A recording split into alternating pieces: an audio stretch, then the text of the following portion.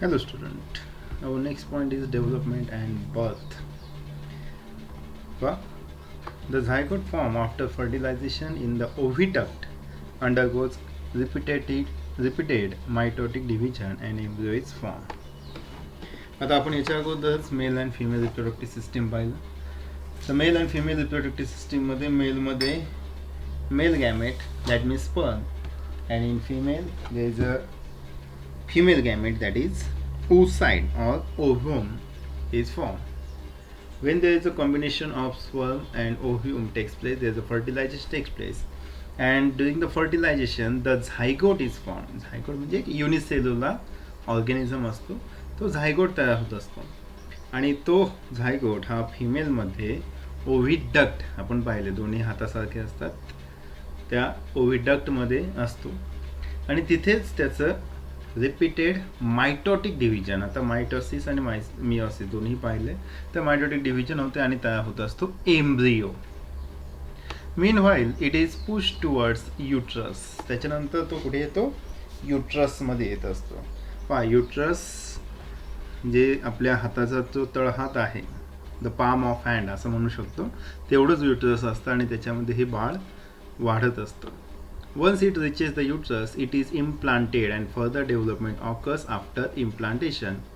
An organ called as placenta is formed for supply of food material during the growth into uterus.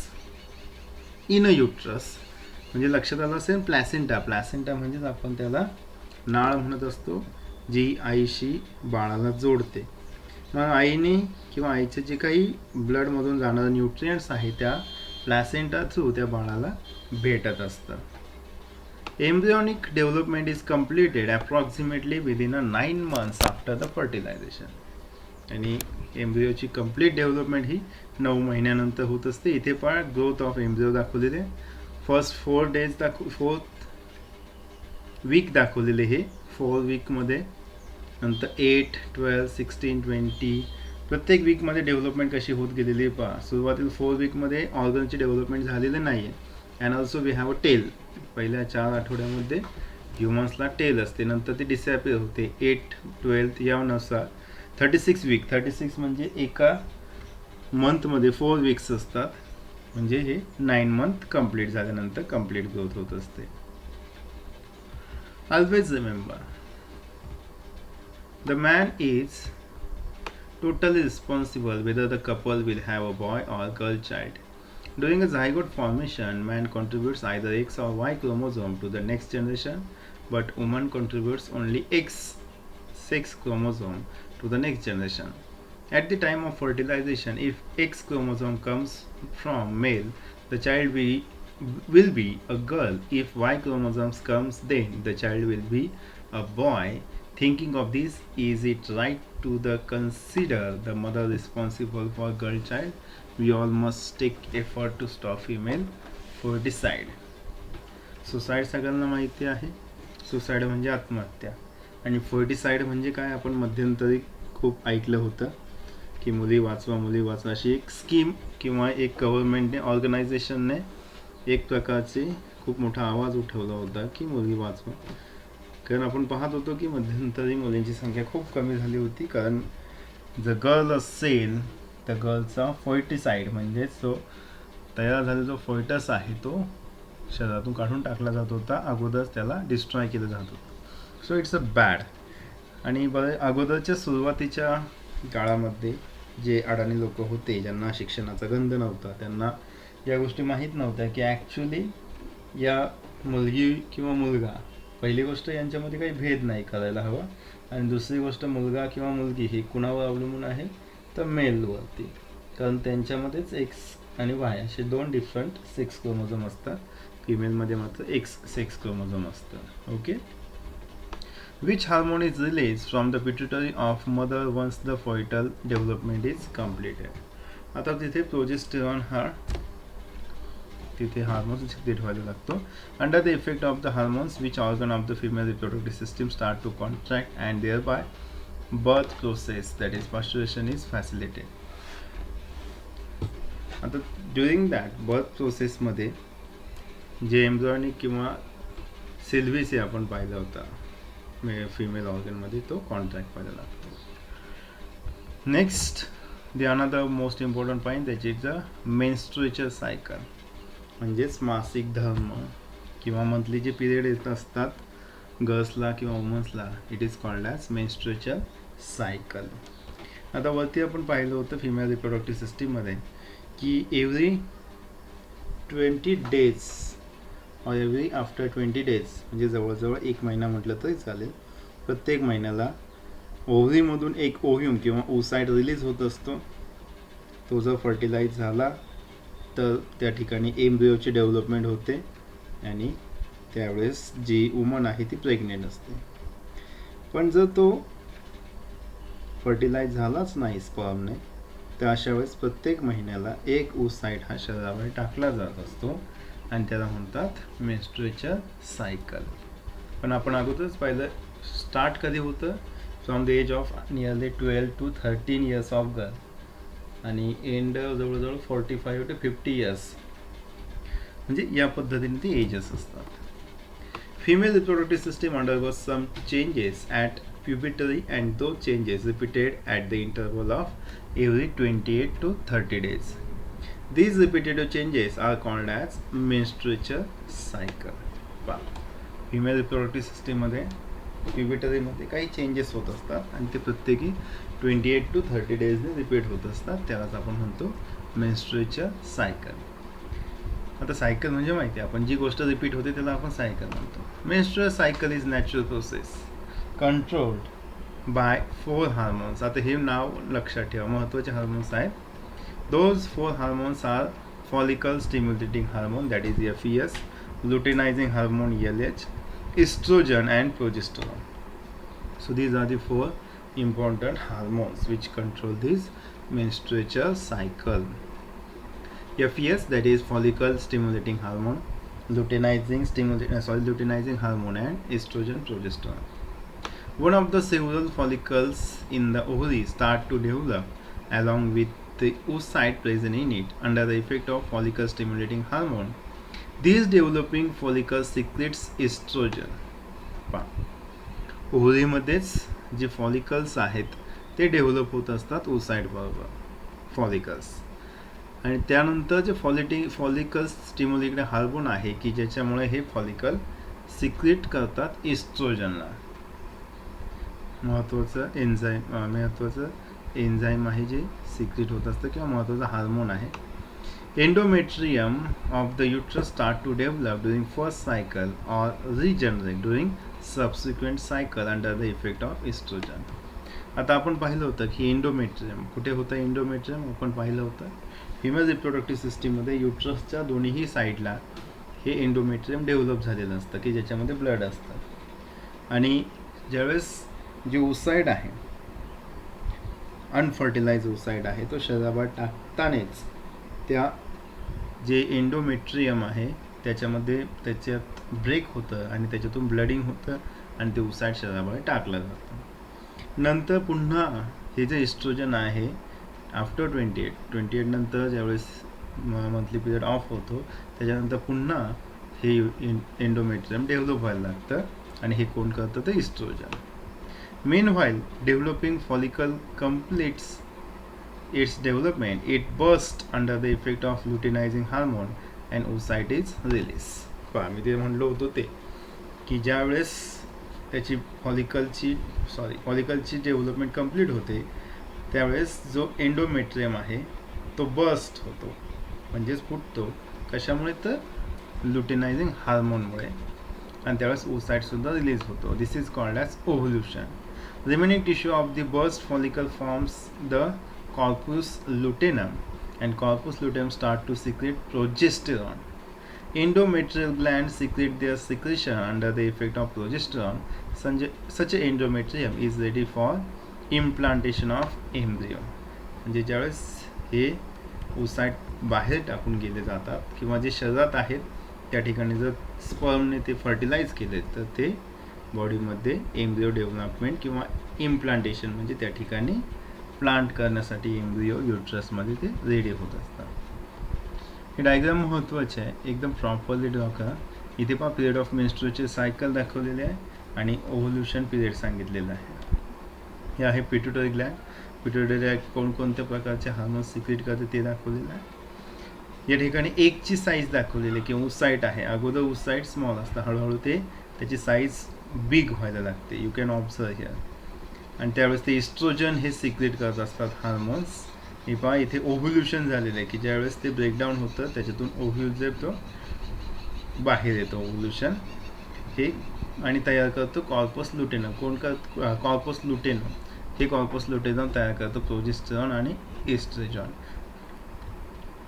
आता इथे जे आहे युट्रसमध्ये कशा पद्धतीने मेन्स्ट्रुएशन होतं ती सायकल दाखवलेली आहे.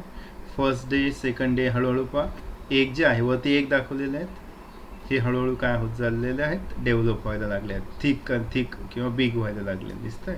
ही साईज वाढताना दिसते पहा इथे. हे एंडोमेट्रियम जे आहे ते एंडोमेट्रियमची साईज इथे दाखवलेली. हे एंडोमेट्रियम थिकर होत जातं आणि हे जे ॲरो दाखवले ते इथेच आहे, यांच्यामध्येच आहेत ते ओसाइट्स आणि इथे दिसतं 28ला काय होतं, मेन्स्ट्रुअलची सायकल कंप्लीट झाली की ही जी ओसाइट आहे अनफर्टिलाइज तो शरीराबाहेर टाकून दिला जातो. That time blooding occurs. So it is a menstrual cycle. If oocyte is not fertilized within a 24 hours, corpus luteum become inactive and transform into a corpus albicans. ज्यावेळेस oocyte release होतो आणि तो जर 24 तासात फर्टिलाइज झाला नाही तर corpus लुटिनम हा जो आहे तो इनॅक्टिव्ह होतो आणि तो कॉर्पस अल्बिकन्समध्ये कन्व्हर्ट होत असतो. Due to this secretion of estrogen and progesterone stops completely. Endometrium start to degenerate in absence of these two hormones, and tissues of degenerating endometrium and unfertilized ovum are discharged or discarded out through vagina. मग अशा वेळेस काय होतं, जे secretion आहे oestrogen आणि progesterone ते थांबून जातं. अशा वेळेस जो एंडोमेट्रियम आहे तो हळूहळू डिजेनरेट होतो म्हणजे तुटायला लागतो किंवा तो साईजने कमी व्हायला लागतो. मग tissue of degenerating endometrium and unfertilize ovum are discarded out through the vagina. मग ज्यावेळेस तो डिजेनरेट होतो म्हणजे तो हळूहळू नष्ट व्हायला लागतो किंवा त्याचे ब्रेकडाऊन होतो. अशा वेळेस त्याचे टिश्यू एंडोमेट्रियमचे आणि जो अनफर्टिलाइज ओव्ह्यूम आहे हे सगळे व्हॅजिना थ्रू शरीराबाहेर टाकून दिले जातात. This is accompanied with a continuous bleeding आणि याच्यामुळे ब्लिडिंग होत असते. Bleeding continues approximately for 5 days. This is called as menstruation. आणि हे 5 दिवस चालते ब्लडिंग, त्याला आपण म्हणतो menstruation. Unless the oocyte is fertilized and embryo is implanted, this process is repeated every month. जोपर्यंत एम्ब्रियो तयार होत नाही, इम्प्लांटेड होत नाही, oocyte फर्टिलाइज होत नाही तोपर्यंत हे प्रत्येक महिन्याला ही सायकल चालूच राहते. If the embryo is implanted, repetition of this cycle is temporarily stopped till the parturition and thereafter period of breastfeeding. मग ज्यावेळेस जर ते oocyte फर्टिलाइज झालं मग त्यावेळेस एम्ब्रियो तयार होतो आणि तो एम्ब्रियो जवळजवळ 9 महिने आईच्या गर्भात असतो तोपर्यंत हे स्टॉप झालं, टेम्पररी स्टॉप झालेलं असतं. त्याच्यानंतर सुद्धा ज्यावेळेस आफ्टर डिलिव्हरी सुद्धा ज्यावेळेस ब्रेस्ट फीडिंग म्हणजे ज्यावेळेस ते बाळ आईच्या दुधावर असतं तोपर्यंत सुद्धा ही स्टॉप असते, ही temporary. Menstruation cycle is natural process and the woman experience several pains during this period. Several weakness is felt due to heavy bleeding and there is a high possibility of infection too during this oval period. Due to all such a reason, there is a need of rest along with the social personal hygiene.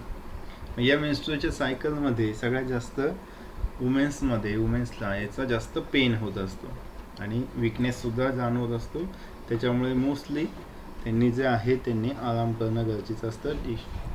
That means they should be take a rest and personal hygiene. कारण personal hygiene का तर infection होऊ शकतं आणि infection जास्त डेंजरससुद्धा होऊ शकतं in future. त्याच्यामुळे या गोष्टींची काळजी घेणं गरजेचं आहे. It is a natural process. त्याच्यामुळे याच्यात लागण्यासारखं किंवा कोणत्याही प्रकारची घाबरण्यासारखी गोष्ट नसते. It's a natural. So we have to all of take care of it.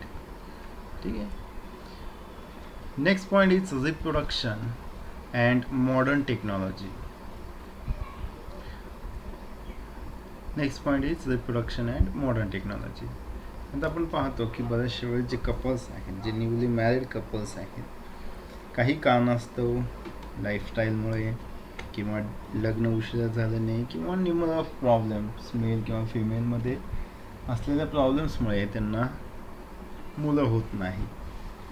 अशा वेळेस मॉडर्न टेक्नॉलॉजीने काही मेथड्स डेव्हलप केलेले आहे की ज्याच्या सहाय्याने त्यांना मुलं होणं पॉसिबल्स आहेत. तर कोणकोणते आहेत ते आपल्याला स्टडी करायचे आहेत. Many couples cannot have children due to various reason. In case of women, irregularity in a menstrual cycle, difficulty in a oocyte production, obstacles in the oviduct, difficulty in a implantation in uterus, and many other reasons responsible for this. आता का होत नसेल त्याचे कारण दिलेले आहेत काही शॉर्टमध्ये, सगळेच असतील असं नाही. म्हणजे काय, in case of woman इरेग्युलरिटी in menstruation cycle. जर मेन्स्ट्रुएशन सायकल जी आपण सांगितली मंथली पिरियडची ती जर इरेग्युलर असेल त्यावेळेस हे डिफिकल्टी येते.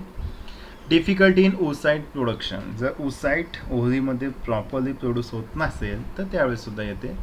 Obstacle in the oviduct. आता ओव्हिडक्ट पाहिले आपण की जे ओव्हरीपासून युट्रसमध्ये येणारं जे ट्यूब आहे त्याला ओव्हिडक्ट म्हणतो. जर ओव्हिडक्टमध्ये काही अडचण असेल, अडथळे असेल, ऑब्स्टॅकल म्हणजे अडथळे असेल तरीसुद्धा difficulty in implantation in uterus. काही काही महिलांमध्ये जरी ते फर्टिलाइज झालं, एम्ब्रिओ तयार झाला, पण तो एम्ब्रिओ युट्रसमध्ये प्लेसमेंट होत नाही किंवा इम्प्लांट होत नाही, तो शरीराबाहेर निघून जातो. And many other reasons. हे झालं वुमनच्या बाबतीत. मेनमध्ये सुद्धा काही डिफिकल्टी असू शकतात. Absence of sperm in a semen, slow movement of sperm, anomalies in the sperms are the reasons in case of males. Absence of sperm in the semen. जर सीमेनमध्ये जर sperm count कमी असेल तर अशा वेळेस, कारण स्पर्ममध्येच मेल गॅमेट असतात, ते महत्त्वाचे आहे. स्लो मुवमेंट ऑफ स्पर्म म्हणजे ओसाईटला फर्टिलाइज करण्यासाठी लागणारी जी मुवमेंट आहे किंवा तिथपर्यंत रीच होणं, आपण पाहिलं नियरली 6.5 मीटर्स ट्रॅव्हल करावं लागतं स्पर्मला. मग अशा वेळेस त्याचा जर स्पीड कमी असेल तर तो जर ओसाईटपर्यंत रीच झालाच नाही तर अशा वेळेस सुद्धा. And anomalies in the sperm. Anomalies. So anomalies of sperm म्हणजेच काय, जे स्ट्रक्चर आहे स्पर्मचं, हेड, टेल, त्यांच्यामध्ये जर काही डिफिकल्टी असेल, म्हणजे स्पर्ममध्येच काही डिफिकल्टी असेल, स्ट्रक्चरमध्ये डिफिकल्टी असेल तरीसुद्धा रिप्रोडक्शनला प्रॉब्लेम क्रिएट होत असतो. But now with the help of advanced medical techniques like IVF, that is in vitro fertilization, surrogacy, sperm bank, the childless couple can have a child. म्हणजे ज्यांना मुलं होत नाही त्यांना सुद्धा होऊ शकतात. So these are the method आणि आपल्याला त्याच स्टडी करायचं आहे. These are the modern technique. In that first IVF, that is in vitro fertilisation. आता in vitro fertilisation simple process आहे. तो you can observe here. You can observe इथे ovum आहे. आता ओव्ह्यूम फिमेलमध्ये असते, वुमनमध्ये असते ओव्ह्यूम, किंवा त्याला आपण ओसाईटसुद्धा म्हणतो. ही निडल आहे. हा ओव्ह्यूम जो आहे तो फिमेलमधून किंवा वुमनमधून आउटसाईडला घेतला जातो. त्यांच्यामध्ये निडलच्या साहाय्याने, मायक्रो निडलच्या साहाय्याने स्पर्म इन्सर्ट केले जातात. स्पर्म त्याच्यामध्ये सोडले जातात, फर्टिलाइज केले जातात आणि नंतर ते पुन्हा युट्रसमध्ये इम्प्लांट करतात. डायग्राम ड्रॉ करा. In this technique, fertilization is brought about in a test tube and the embryo form is implanted in a uterus of woman at appropriate time. याला आपण टेस्ट ट्यूब बेबी सुद्धा म्हणतो. की जी oocyte आहे मदरमध्ये किंवा त्या लेडीजमधून, वुमनमधून, ती ओसाईट बाहेर घेतली जाते टेस्ट ट्यूबमध्येच, आणि जो त्या महिलेचा the husband of that woman त्याचा स्पर्म घेऊन तो स्पर्म निडलच्या साहाय्याने त्या ओसाईटमध्ये सोडला जातो आणि तो कंप्लीट फर्टिलाइज झाल्यानंतर एक ठराविक पिरियडनंतर ते त्या महिलेच्या युट्रसमध्ये तो इम्प्लांट करतात. त्याला म्हणतात IVF. IVF technique is used for having the child in case of those childless couples who have problems like less sperm count and obstacle in a difficulty. Mostly हे कुणासाठी आहे तर ज्यांच्या जे जे कपल्स आहेत की त्यांच्या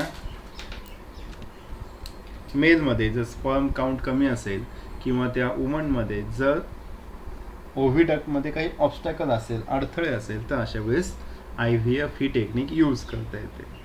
okay. Next one is a surrogacy. Surrogacy म्हणजेच भाडोत्री. म्हणजे याला आपण भाडोत्री मदर सुद्धा म्हणू शकतो, भाडोत्री आई सुद्धा. आता भाडोत्री याचा अर्थ कसं, जसं आपण दुसऱ्याच्या घरात भाडे तत्वावर राहतो लाईक दॅट. इथे सुद्धा त्याच पद्धतीने आहे. त्या कपलचा इथे पिक्चरमध्ये दिसतं, यू कॅन ऑब्झर्व हिअर, की हे दोघं मॅरिड वुमन अँड मेन आहेत, मेल फिमेल, आणि यांचं जे बाळ आहे ते एका दुसऱ्या महिलेच्या पोटात वाढत आहे. मग कसं तर पहा, सेम टेक्निक IVF मध्ये जसं केलं आहे की जे कपल्स आहेत त्या कपल्सच्या वुमनमधून ओसाईड घेऊन आणि त्याच तिच्या हजबंडच्या स्पर्म घेऊन ते एकमेकांमध्ये रिकंबाईन किंवा कंबाईन केले जातात आणि झायगोट फॉर्म करून तो कंप्लीट डेव्हलपमेंट झाल्यानंतर एम्ब्रियॉनिक स्टेटला तो दुसऱ्या एका वुमनमध्ये तो इम्प्लांट केला जातो युट्रसमध्ये. पहा, some woman have problems in implantation of embryo in uterus. आता हे कुणासाठी, ज्या महिलेच्या गर्भामध्ये एम्ब्रियो डेव्हलप होतोय, फर्टिलायझेशन प्रोसेस होते, परंतु तो एम्ब्रियो इम्प्लांट होत नाही, म्हणजेच तो युट्रसमध्ये थांबत नाही, त्याच्याऐवजी शरीराच्या बाहेर निघून जातो, अशांसाठी हे टेक्निक आहे. Such a woman can take the help of modern remedial technique called as surrogacy. In this technique, oocyte is collected from the ovary of the woman having a problem in implantation in uterus. अशा वेळेस ज्या वुमनमध्ये implantation होत नाही त्या महिलेच्या ओव्हरीतून oocyte घेतला जातो, म्हणजेच ओव्ह्यूम घेतला जातो. That oocyte is fertilized in test tube with the help of sperm collected from her husband. म्हणजे तिच्याच हजबंडकडून स्पर्म घेऊन तो oocyte फर्टिलाइज केला जातो, लाईक IVF सारखाच तो फर्टिलाइज केला जातो, in vitro fertilization. Then the embryo form from such a fertilization is implanted in the uterus of some other woman having a normal uterus. मग तयार झालेला जो एम्ब्रियो आहे तो एक हेल्दी, ज्याच्यामध्ये इम्प्लांटेशन, ज्या वुमनमध्ये इम्प्लांटेशन पॉसिबल आहे अशा वुमनच्या युट्रसमध्ये ते इम्प्लांट करतात. Such a woman in whose uterus the embryo is implanted is called as surrogate mother. आणि ज्या वुमनच्या पोटामध्ये तो एम्ब्रियो वाढतो तिला म्हणतात सरोगेट मदर, म्हणजेच वाढवत्री आई, असं त्याचा अर्थ होतो.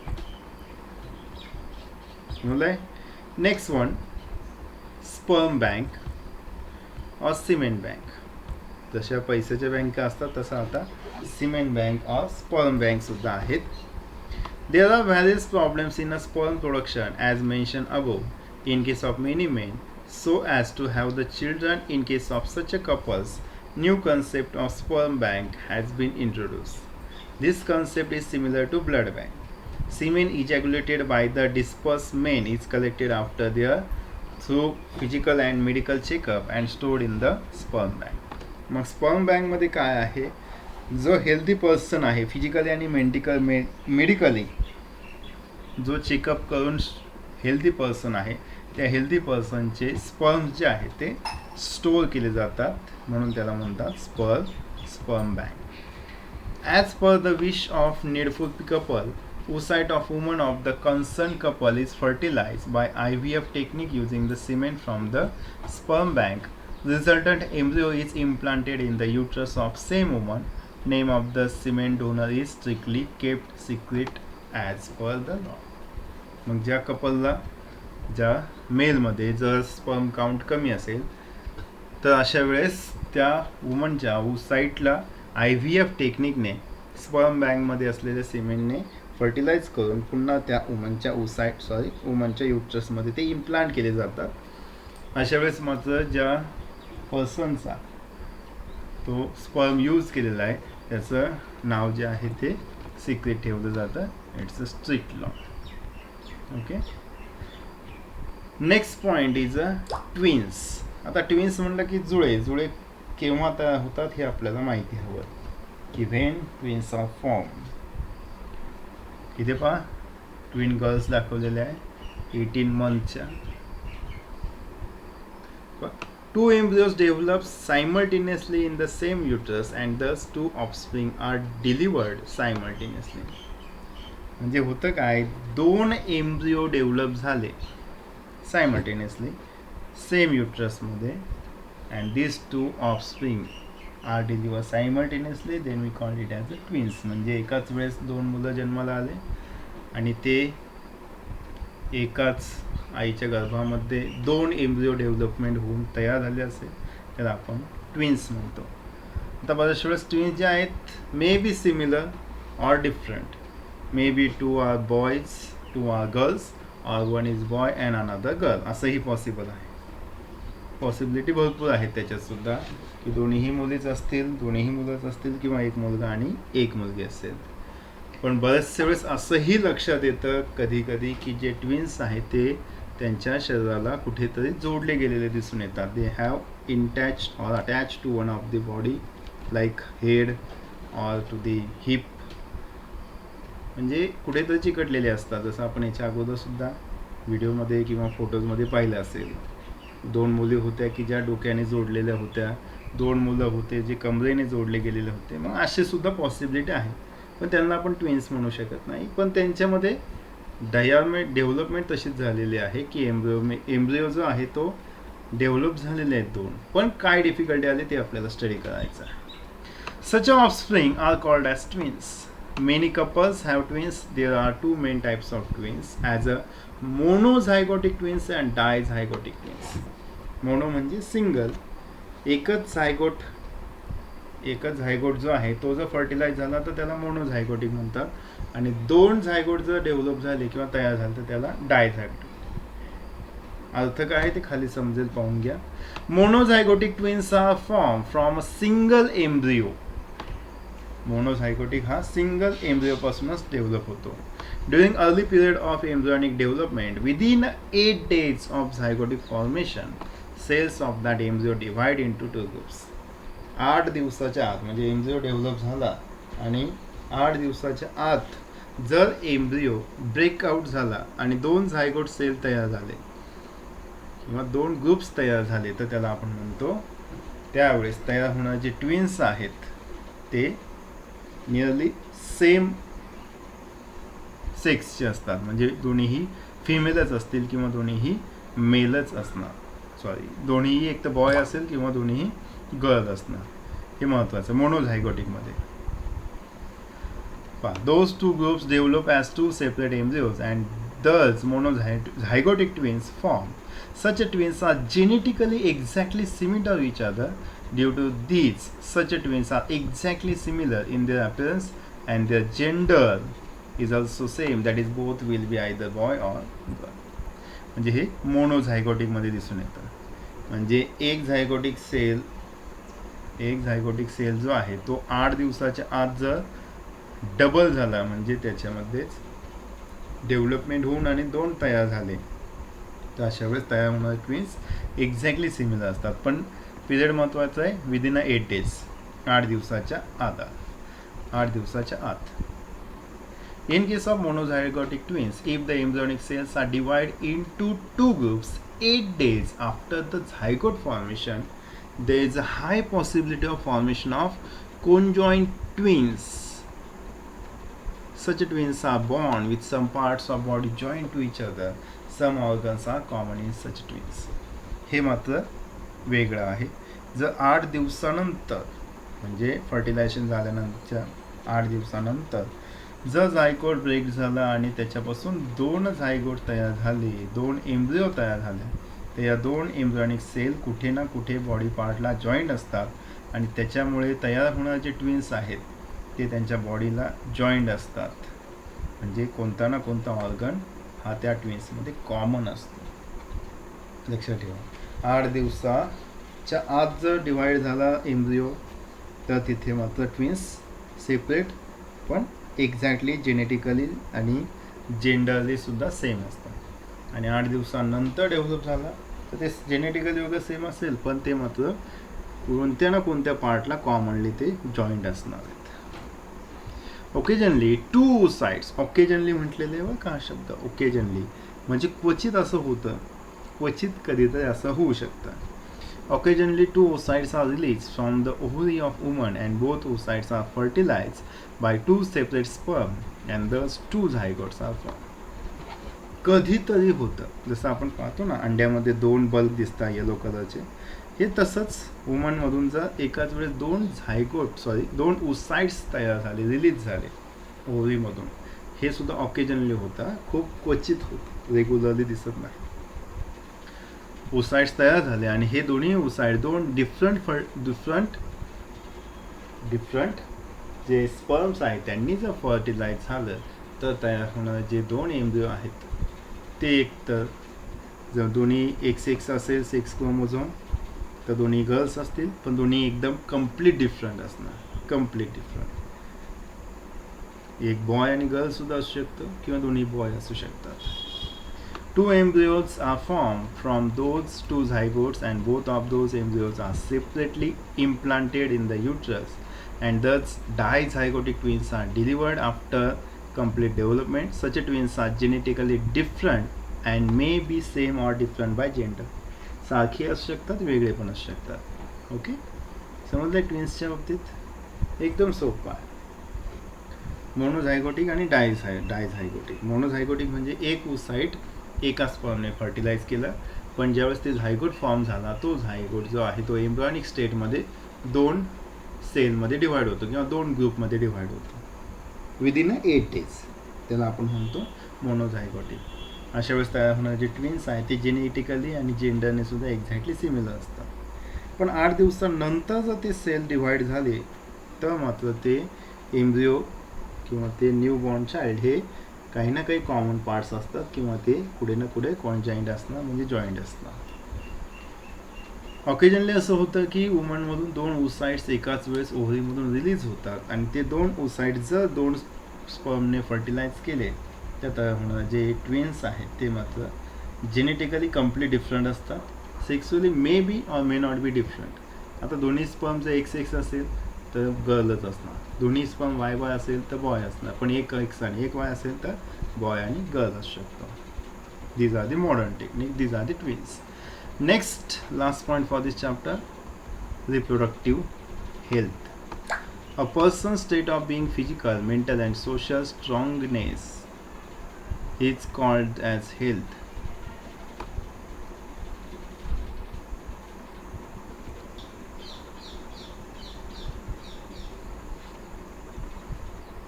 So, a person's state of being physical, mental and social strongness is called as health. In our country, there seems to be a lack of awareness regarding reproductive health due to various reasons like social custom, tradition, illiteracy, shyness, etc. आपल्याकडे मात्र अजून सुद्धा reproductive हेल्थबद्दल, reproductive ऑर्गन्सबद्दल एवढं काय openly properly बोललं जात नाही, ज्यामुळे आपल्याला सुद्धा काहींना अडचणी किंवा बऱ्याच जणांना अडचणी येत असतं. हे कशामुळे तर सोशल कस्टम म्हणजे समाजाबाबतीत, ट्रेडिशन म्हणजे जे ट्रेडिशन आहे की संस्कृती आहे, काही इलिटरसी म्हणजे अडाणीपणा, शायनेस म्हणजे लाजळूपणा. Especially there seems to be a indifference toward the reproductive health of women.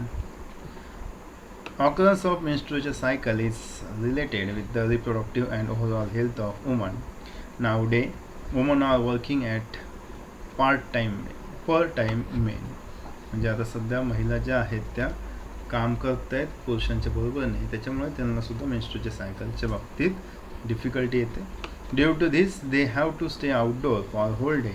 Bleeding occurs during menstruation cycle. Due to this, private organs, genital organs need to be maintained clean time to time. बाहेर असल्यामुळे त्यांना जे menstruation सायकलच्या वेळेस बऱ्याचशा वेळेस या personal हायजीनला face करावं लागतं की प्रॉपरली नसल्यामुळे. Otherwise problems regarding reproductive health may arise. Some problems regarding reproductive health may arise in men too. It is essential to maintain the cleanliness of the genital. त्याचबरोबर मेलमध्ये सुद्धा काही प्रमाणात प्रॉब्लेम्स क्रिएट होत असतात. मोस्ट इम्पॉर्टंटली सगळ्यात महत्त्वाचं हेच आहे की दोन्हींनी म्हणजे वुमन असो किंवा मेल किंवा फिमेलमध्ये जे जेनेटल पार्ट्स आहेत ते क्लीन ठेवणं आणि त्यांची पर्सनल हायजीन ठेवणं हे सगळ्यात महत्त्वाचं आहे. Among the various sexual diseases, syphilis and gonorrhea occurs on large scale. Both of these diseases are caused by bacteria. Occurrence of cancer patches on various parts of body including genitals, rash, fever, inflammation of joint, alopecia, etc. are symptoms of syphilis. Painful and burning sensation during urination, oozing of pus through penis and vagina, inflammation of urinary tract, anus, throat, eyes, etc. are symptoms of gonorrhea. हे दोन्ही disease सांगितलेले आहेत जे genital ऑर्गन्सची म्हणजेच जे आपण mail आणि female reproductive system आहे त्यांच्याशी रिलेटेड आहेत. हे दोन्ही जे ऑर्गन्स आहेत त्यांची काळजी घेणं गरजेचं आहे. त्यामध्ये डिजीजेस सांगितलेले सायफिलिस आणि गोनोरिया. हे दोन्ही डिजीज पेनफुल आहेत, हजार्डस आहेत किंवा त्याच्यामुळे त्रास होऊ शकतो. सो महत्त्वाचं आहे की पर्सनल हायजीन ठेवणं आणि काही प्रॉब्लेम असेल तर डॉक्टरांचा सल्ला घेणं. Okay, so here we complete this chapter. याचे व्यवस्थित क्वेश्चन आन्सर द्या. काही डिफिकल्टी असेल तर विचारा.